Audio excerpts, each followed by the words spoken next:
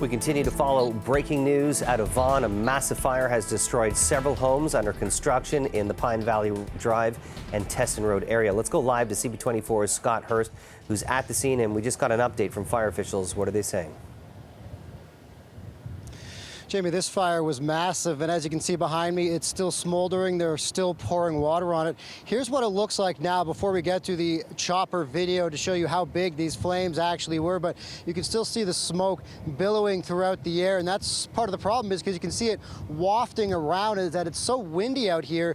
That's likely what caused this fire to spread so rapidly, so quickly from home to home to home, and they're still pouring water on some of these hot spots. Now, if we take a look at the video that we got earlier from Chopper 24, these flames were massive, and this wind was whipping the flames around from home to home to home, and there are at least well over a dozen homes destroyed. This was a subdivision under construction, so luckily no evacuations in this area. No one was living in these homes just yet, but these homes have been reduced to rubble. They're still pouring water on some of the hot spots. Every now and then you can still see a flicker of a flame from the side of a building somewhere, and then they shift the spray to cover that hot spot. So it's still being blown by the wind, but that's one of the big reasons why the fire chief said this likely got out of hand so quickly. More than 50 firefighters were on scene tackling this fire, more than a dozen apparatus. Here's what the fire chief had to say just a short time ago.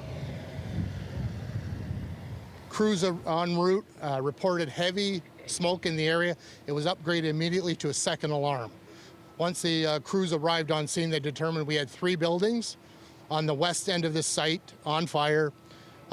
Due to the wind and the temperatures today, it did spread to the adjoining buildings. We're estimating approximately 20 homes are currently damaged or a total loss from this fire.